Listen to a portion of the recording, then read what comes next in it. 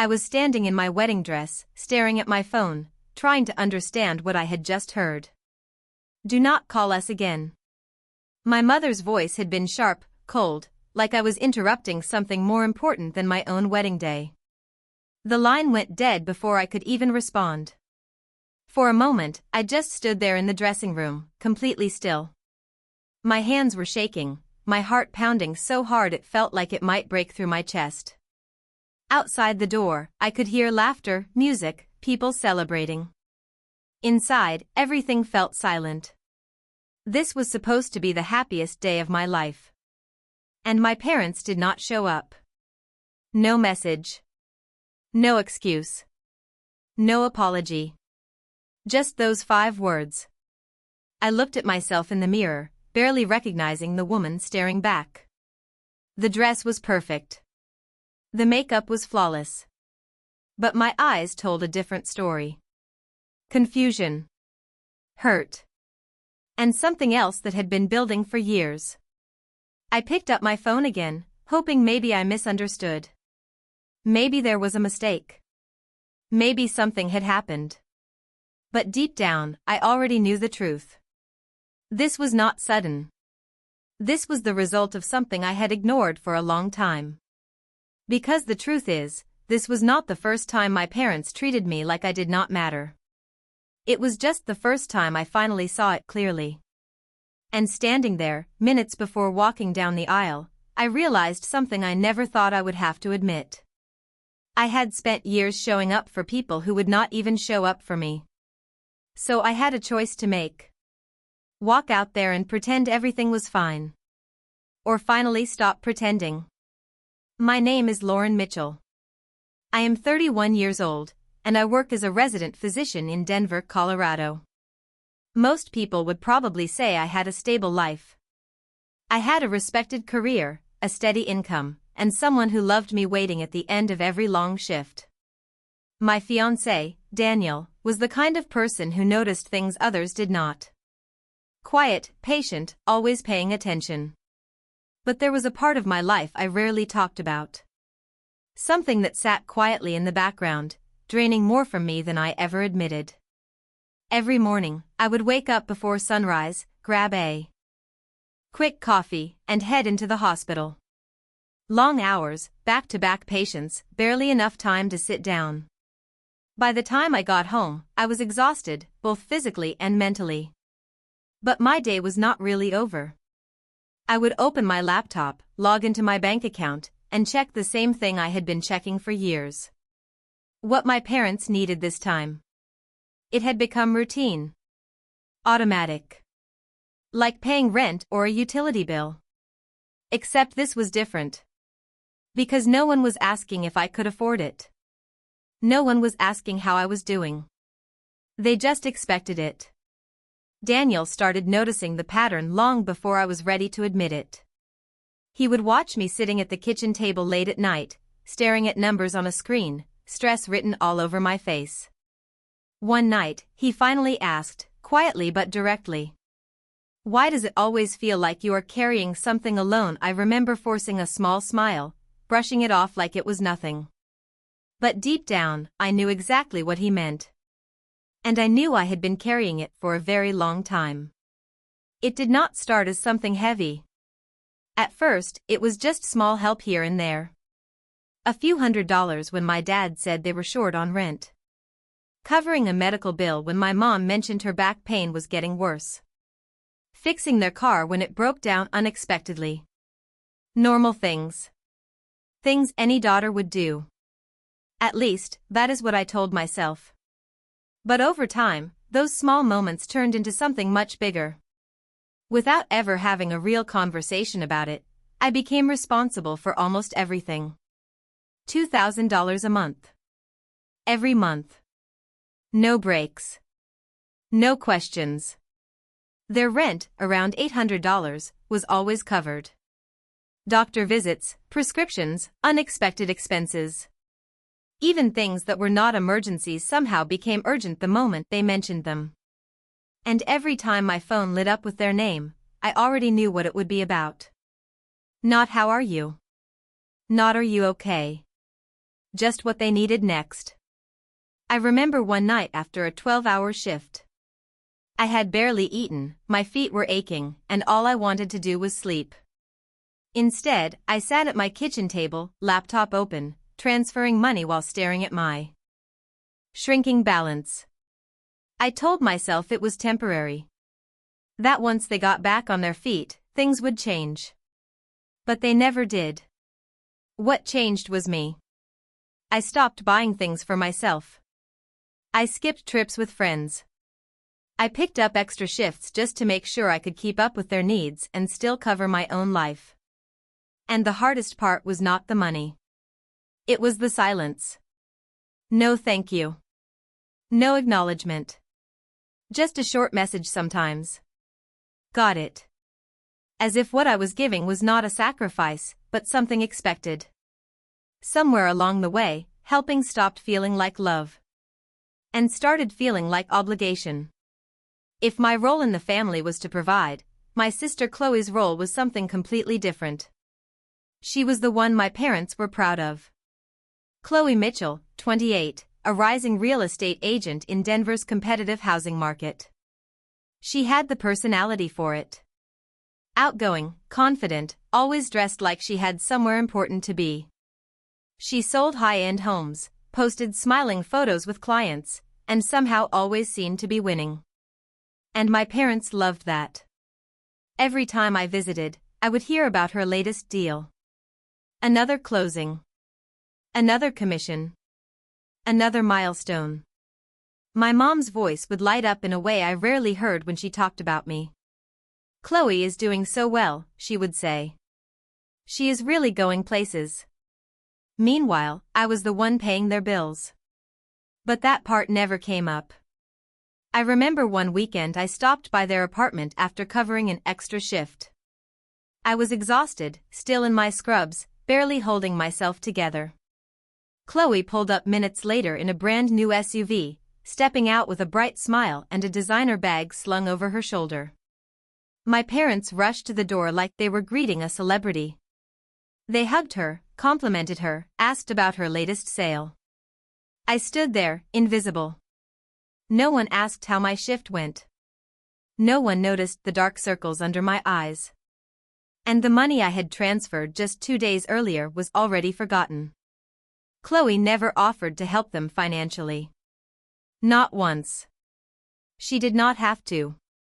Because in their eyes, she was the success story. And I was just the one who made everything else possible. I was not the only one who saw what was happening.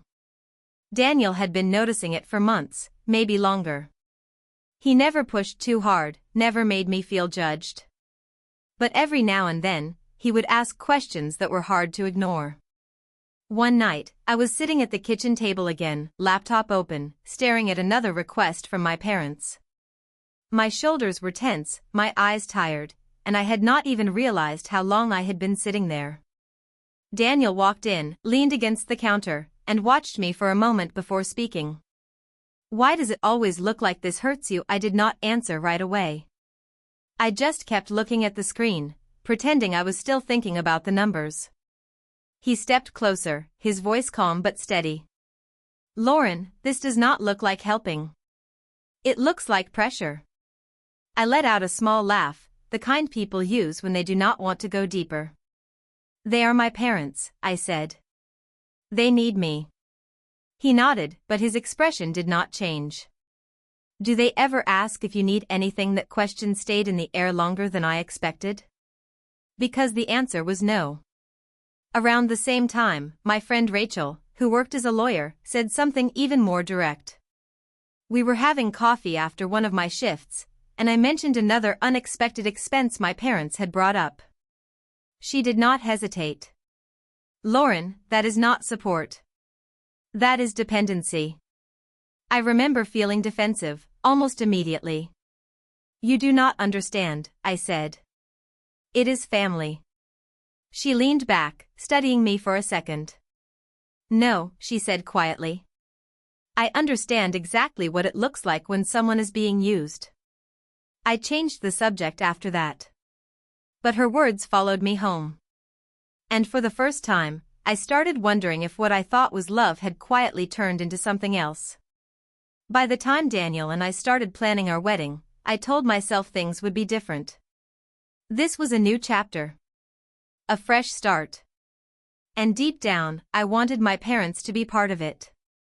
We kept the ceremony simple. A small venue in Denver, warm lighting, close friends, nothing overly extravagant. I handled most of the planning myself between hospital shifts, late nights spent comparing vendors, choosing flowers, organizing every detail. It was exhausting, but it felt worth it. Because this day mattered. And I wanted them there. I sent the invitations weeks in advance, carefully written, making sure everything was clear. A few days later, I called to confirm they received it. My dad answered. His voice was calm, almost distracted. "Yeah, we got it," he said. "So you will be there, right?" I asked, trying to keep my tone light. "Of course," he replied. "Would not miss it." My mom came on the line briefly, adding a quick agreement before handing the phone back. It was not emotional. It was not warm. But it was enough for me. I chose to believe them. As the wedding day got closer, I found myself holding on to that promise more than I expected. Every time stress built up, every time something went wrong with planning, I would remind myself. At least they will be there. At least this time will be different. Looking back now, I realize I was not just planning a wedding. I was holding on to hope. Hope that maybe, just maybe, I would finally feel like a daughter who mattered. The ceremony started exactly on time. Everything looked the way I had imagined. Soft light filled the room, music played gently in the background, and familiar faces smiled as I walked down the aisle toward Daniel. I should have been completely present in that moment. But I was not. Because part of me was still searching the room. Every few seconds, my eyes drifted toward the entrance. Waiting. Expecting. Hoping. Maybe they were just late. Maybe something had come up.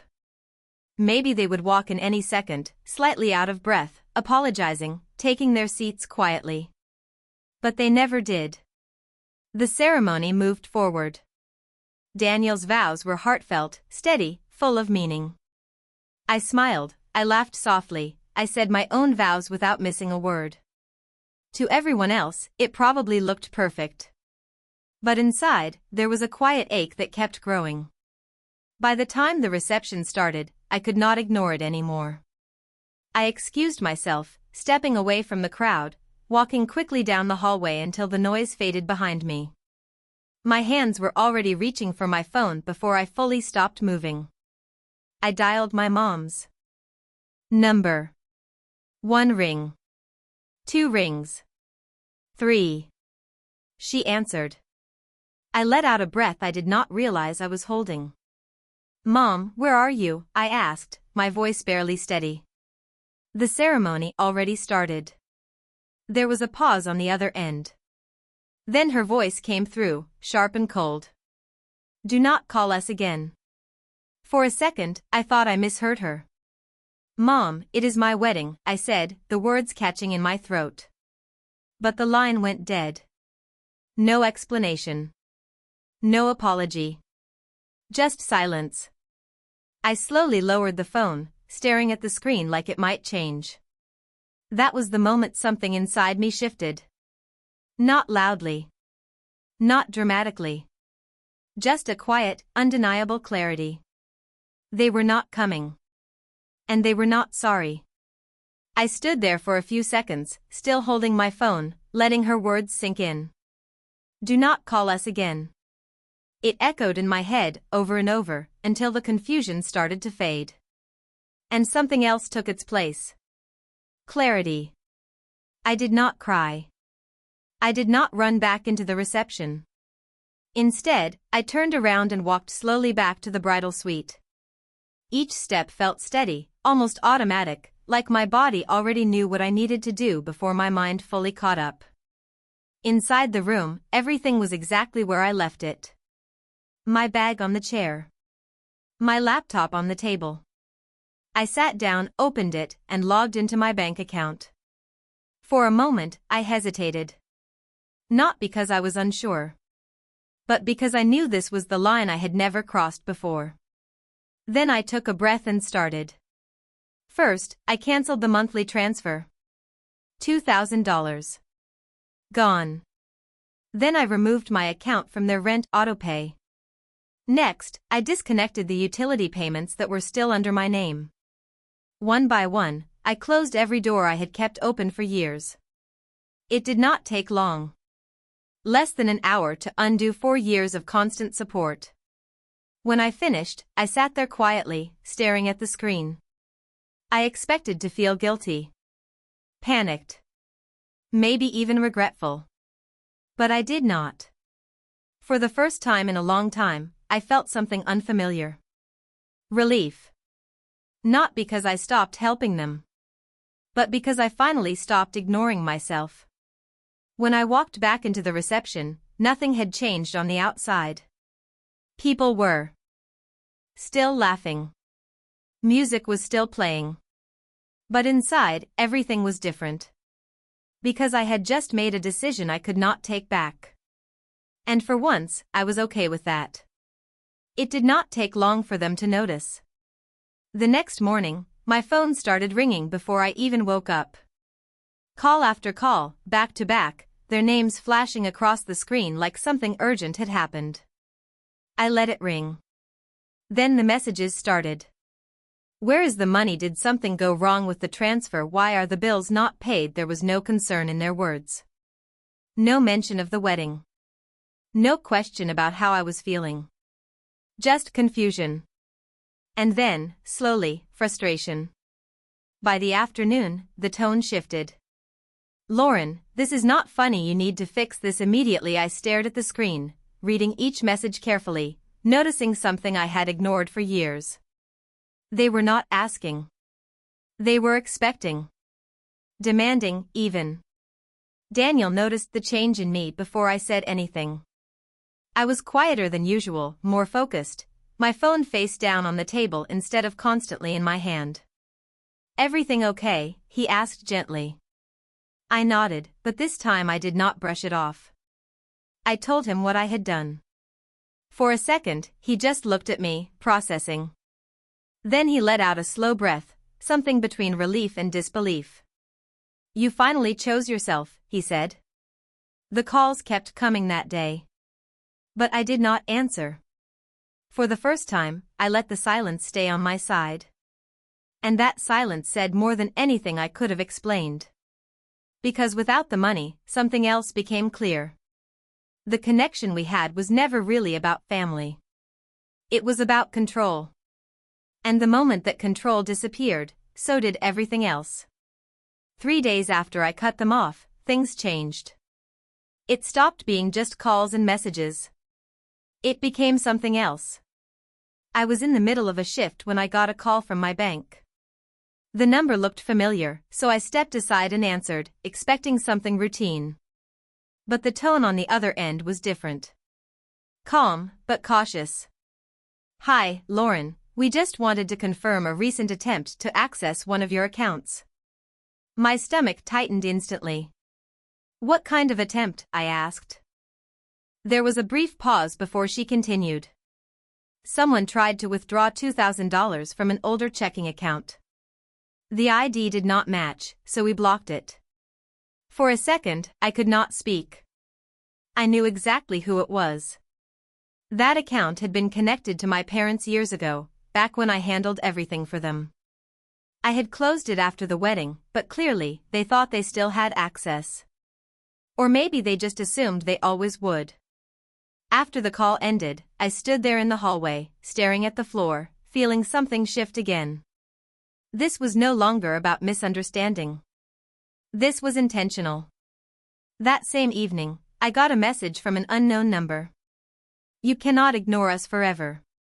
I read it twice, my fingers hovering over the screen. Then another message came through. If you do not fix this, things will get difficult for you. No details. No explanation. Just a threat, vague enough to make you think, but clear enough to make you uneasy. When I showed Daniel, his expression changed immediately. "This is not okay," he said firmly. "This is crossing a line." I nodded, but my mind was already racing. Because deep down, I knew something. They were not done. And whatever came next would not be simple. A week later, just when I thought things could not get more complicated, I got a call from a number I did not recognize. I almost ignored it. But something told me to answer. "Hi, is this Lauren Mitchell?" the voice asked. "Yes, this is Lauren." There was a brief pause, like he was choosing his words carefully. "This is Michael Carter. I am your uncle on your dad's side." I frowned, trying to place the name. I had not spoken to him in years. "I just found something you need to know," he continued. "It is about your grandparents." My chest tightened slightly. "What about them?" Another pause. "They left a trust fund. $100,000. It was meant for you and your sister to split." Everything went quiet around me. I felt like I had misheard him. "What do you mean?" I asked slowly. "Your father was the executor," he explained. "But according to the documents, that money was never supposed to be touched without both your signatures." My grip tightened on the phone. And then he said the part that changed everything. There was a withdrawal. $10,000. About 2 years ago. The signatures were yours and your sister's. I stopped breathing for a second. "That is not possible," I said. "I never signed anything." "I know," he replied. "That is why I am calling." By the time the call ended, my hands were shaking. Later that day, a package arrived. Inside were copies of the will, bank records, and a handwritten letter from my grandmother. I sat at the kitchen table, reading through every page. The signatures. The dates. The missing money. There was no misunderstanding anymore. This was not just about control. This was fraud. And for the first time, I realized something I had been avoiding for years. They had not just taken from me. They had been lying to me the entire time. I had barely finished going through the documents when there was a knock on the door. I already knew who it was. Chloe did not wait long before knocking again, louder this time. When I opened the door, she walked in quickly, her expression tense, nothing like her usual confident self. "We need to talk," she said.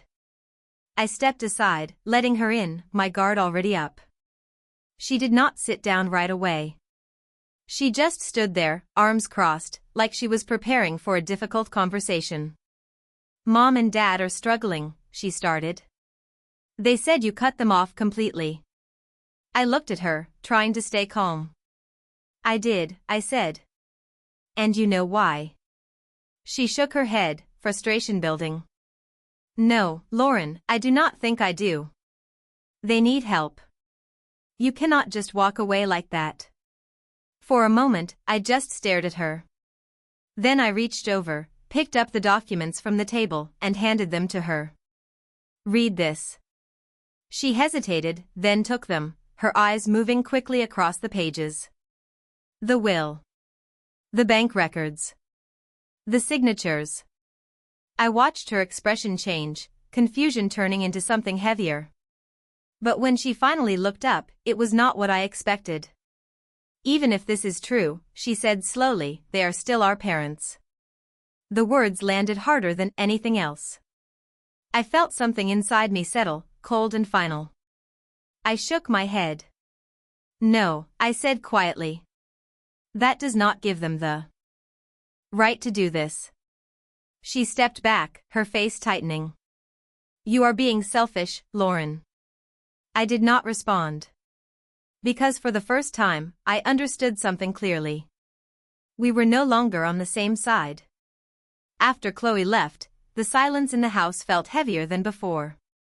Not just because of what she said, but because of what it meant. I was standing on my own now. That night, Daniel sat across from me at the kitchen table while I explained everything. The trust fund. The forged signatures. The attempted withdrawal. He listened without interrupting, his expression steady but serious. When I finished, he leaned forward slightly. "This is not just family drama, Lauren," he said. "This is legal." I nodded. I already knew. The next morning, I called Rachel. Within hours, she was sitting in my living room, documents spread across the table, her focus sharp and precise.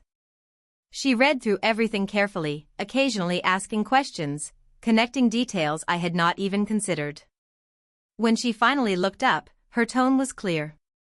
"This is fraud," she said. "And it is not small." Hearing it out loud made it real in a way I could not ignore. Rachel started outlining the next steps immediately. Filing a report with the bank. Documenting the attempted access. Saving every message, every call log, every piece of evidence. "We build a record," she explained. "Step by step." I felt a mix of fear and relief. Fear, because this meant things were about to escalate. Relief, because for the first time, I was not handling it alone. That afternoon, we filed the first official report. It was a simple action on paper. But for me, it was something much bigger. It was the moment I stopped reacting and started taking control. The next few days moved faster than I expected. Once everything was documented, things that had been hidden for years started coming to light. Rachel stayed in close contact with the bank and the authorities, pushing the process forward with a level of focus that made me feel both reassured and overwhelmed. Every update she gave me added another piece to the picture. And none of it looked good for my parents. The forged signatures were confirmed. The attempted withdrawal was officially recorded. The messages they sent were documented as threats. It was no longer just my word against theirs. It was evidence. A few days later, Rachel called me with an update that made me sit down. They had been stopped while trying to open a loan under my name. The application did not go through, but it triggered an investigation. And that investigation uncovered everything. I did not feel satisfaction when I heard it. I did not feel victory. What I felt was something quieter. Finality. For years, I had questioned myself. Wondered if I was overreacting. Told myself to be more understanding, more patient, more forgiving. But the truth was undeniable now. This was never a misunderstanding. This was a pattern. And patterns, when left unchecked, only grow stronger. That night, I sat with Daniel in the living room, the weight of everything slowly settling. It was over. Not in the way I once hoped. But in the way it needed to be. And for the first time, I was not waiting for things to change. They already had. The silence that followed felt unfamiliar at first. No missed calls. No urgent messages. No sudden requests showing up at the end of a long day. Just quiet.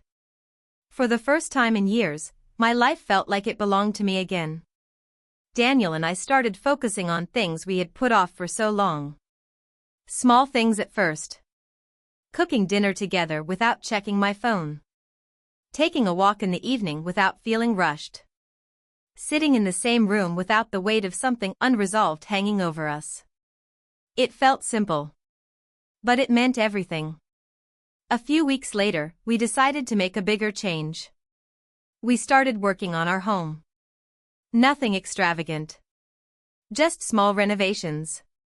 Fresh paint, new furniture, a space that felt calm and steady. Something that reflected the life we were building together. Not the one I had been stuck in. I also started noticing changes in myself. I slept better. I focused more at work. I stopped checking my phone every few minutes, expecting another problem to solve. The guilt did not disappear overnight. But it got quieter. And in its place, something stronger began to grow. A sense of balance. A sense of control. For so long, I thought helping meant giving everything. Now I understood something different. A healthy life is not built on constant sacrifice. It is built on boundaries. Looking back, I used to believe something very simple. That family always comes first. No matter what. No matter how it makes you feel. No matter what it costs you. And for a long time, I lived my life based on that belief. I said yes when I was exhausted. I gave when I had nothing left. I stayed quiet when something did not feel right. Because I thought that was what being a good daughter meant. But I was wrong. Family is not just about who you are related to. It is about how people treat you. Respect. Support. Care. Those things are not optional. They are the foundation. And when those things are missing, what you are holding on to is not love. It is obligation. There is a difference between helping someone and being used by them. And the line between those two can be easy to miss, especially when guilt is involved. But once you see it clearly, you cannot unsee it. Choosing yourself does not mean you do not care. It means you finally understand your own value. And sometimes, that is the hardest lesson to learn. But it is also the most important one. If you have ever found yourself in a situation like this, where helping started to feel like losing yourself, you are not alone. These choices are not easy. They come with doubt, with guilt, with moments where you question everything. But they also come with something else. Clarity. So I want to ask you something. Have you ever had to choose yourself over people you thought you could never walk away from? What did that moment look like for you? Share your thoughts in the comments. Your story might help someone else going through the same thing. And if this story resonated with you, do not forget to like, share, and subscribe. Because sometimes, hearing the truth from someone else is exactly what we need to see our own situation more clearly.